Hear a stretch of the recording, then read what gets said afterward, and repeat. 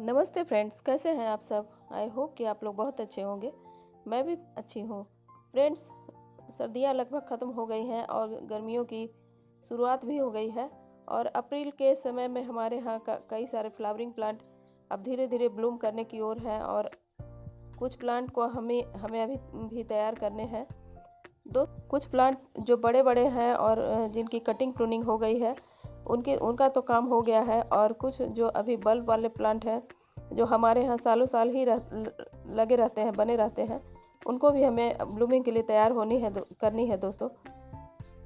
अगर पहले से तैयार रहते हैं प्लांट तो ब्लूम भी करने लगते हैं और हमें कुछ ज़्यादा एफर्ट करना नहीं पड़ता है। लेकिन जो डोरमेंसी में चले जाते हैं तो उनको हमें तैयार करना पड़ता है और कुछ बूस्ट करने के लिए हमें उनको एनर्जी देने के लिए कुछ न कुछ ज़रूरी एफर्ट करने होते हैं।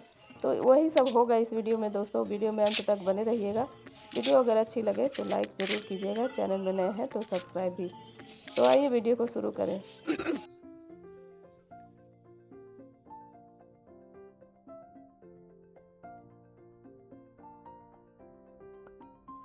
Hello friends, welcome back to my channel. Friends, ये सब कुछ जो मेरे प्लांट है वो अमेरिलिस लिली के हैं, जो एज इट इज़ ही मेरे गार्डन में बने रहते हैं। मैं इनको हटाती नहीं हूँ और फिर से रिपोर्ट नहीं करती हूँ। ये ऐसे ही इसी गमले में लगे रहते हैं, सालों साल से ये एज इट इज़ ऐसे ही बने हुए हैं। तो उनको हमें अभी कुछ कुछ न कुछ एनर्जी देना ज़रूरी है और कुछ काम करने इन पे ज़रूरी है। तो सबसे पहला काम ये है कि आप इनके सूखे पत्तों और सड़े गले पत्तों को हटा दें। ये बहुत ज़रूरी काम है दोस्तों, क्योंकि बहुत लंबा टाइम हो गया इनको हमने कुछ नहीं किया, केवल पानी देने के अलावा।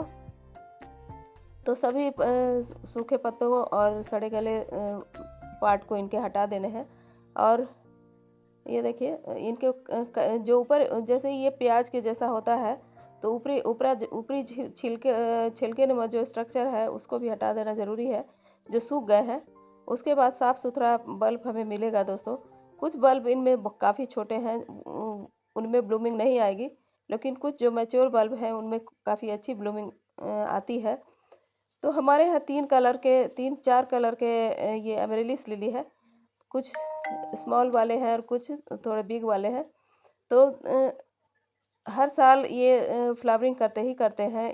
कुछ कम हो या ज़्यादा हो, लेकिन फ्लावरिंग ज़रूर होती है।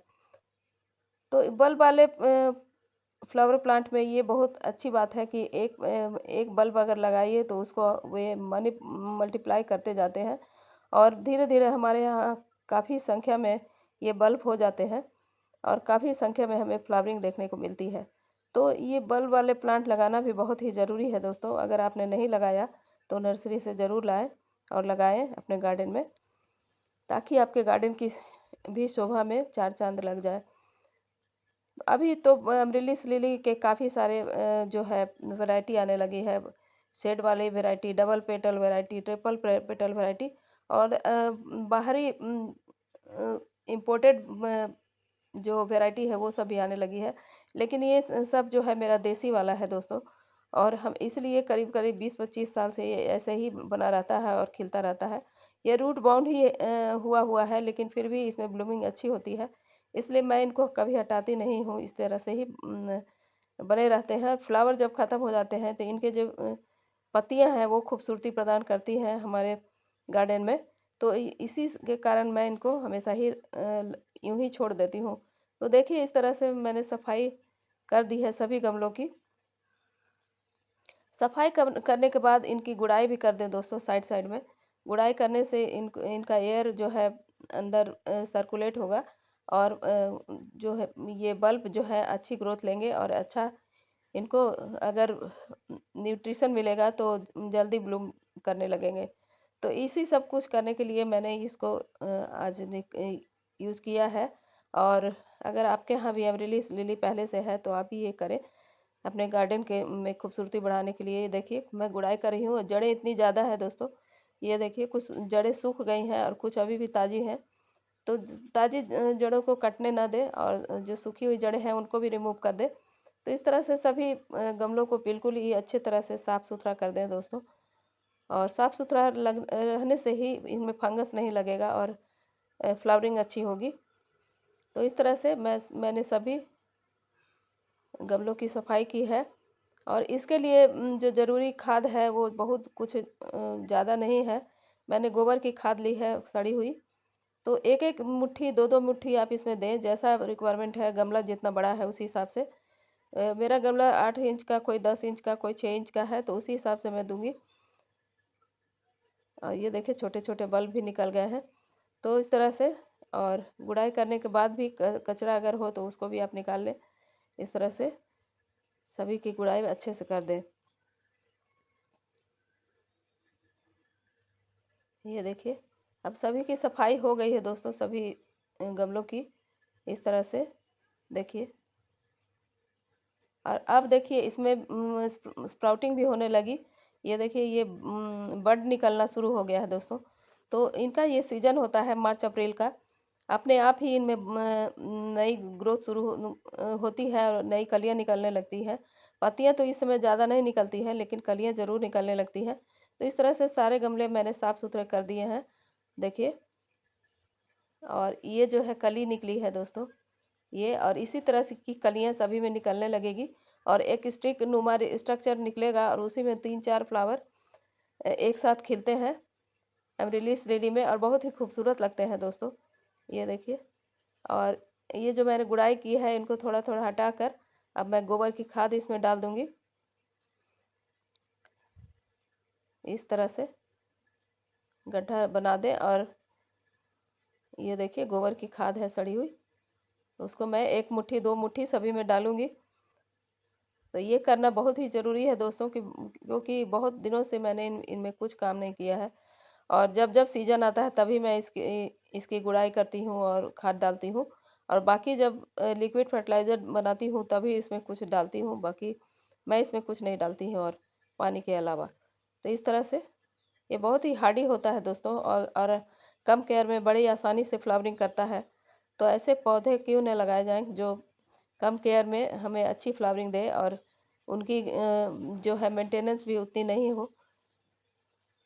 और अगर पानी भी नहीं मिलता है तब भी इनमें कोई ख़ास बात देखने को नहीं आती है। ये इतनी जल्दी मुरझाते नहीं हैं, अगर मुरझा भी जाते हैं तो फिर से ये पानी देने के बाद उठ खड़े होते हैं दोस्तों। ये कभी भी मरते नहीं हैं। इनके बल्ब अंदर में सुरक्षित रहते हैं, और उनमें पानी भी रहता है, इसलिए ये सर्वाइव करते रहते हैं। इस तरह से सभी में गुड़ाई करके हल्की-हल्की गुड़ाई कर दें, ज़्यादा गुड़ाई करने से इनके बल्ब कट सकते हैं, क्योंकि इस पूरे गमले में बल्ब भरे हुए हैं। तो इस तरह से, और मैंने एक चीज़ और ली है, सीवीड लिया है और पोटाश लिया है, ये दोनों चीज़ ऑर्गेनिक है दोस्तों। और 4-4 5-5 दाने, और एक डीएपी भी लिया है। तो गोबर की खाद देने के बाद मैं ये सब भी थोड़े-थोड़े डालूँगी, 4-4 5-5 दाने। और इस तरह से सभी की रिक्वायरमेंट पूरी होगी हर चीज़ की। और ये देखिए मैंने डीएपी भी लिया है इसके साथ, तो डीएपी के भी 5-5 6-6 दाने मैं सभी में डालूँगी। ये देखिए, इससे इनको पूरा न्यूट्रिशन मिल जाएगा दोस्तों। माइक्रो न्यूट्रिएंट्स भी मिलेगा, मैक्रो न्यूट्रिएंट्स भी, और एनपीके भी मिलेगा गोबर की खाद के रूप में।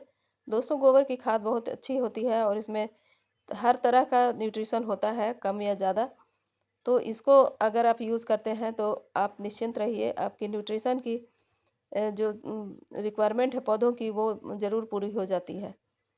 कुछ-कुछ पौधों की रिक्वायरमेंट ज़्यादा होती है, तो उन पौधों के लिए हमें कुछ और भी ऐड करना पड़ता है। तो लेकिन ज़्यादातर जो पौधे हैं उनमें यही सब कुछ डालना होता है, जो मैं अभी डाल रही हूँ।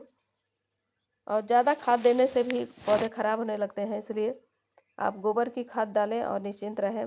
जो परमानेंट पौधे हैं उनमें तो गोबर की खाद बेस्ट है डालने के लिए। तो यही सब कुछ मैं इस वीडियो में लेकर आई थी दोस्तों, उम्मीद है कि आपको अच्छी लगी होगी। मेरी वीडियो कैसी लगी ये आप ज़रूर बताइएगा। चैनल में नए हैं तो सब्सक्राइब करके ज़रूर जाइएगा, और बेल आइकन को नोटिफिकेशन के लिए ज़रूर दबाइएगा, और अपने दोस्तों के साथ शेयर कीजिएगा। कमेंट में लिखना ना भूलिएगा कि मेरी वीडियो आपको कैसी लगी। तो मिलती हूँ एक नए टॉपिक में एक नए वीडियो के साथ, तब तक के लिए happy gardening. Okay, bye bye my friends.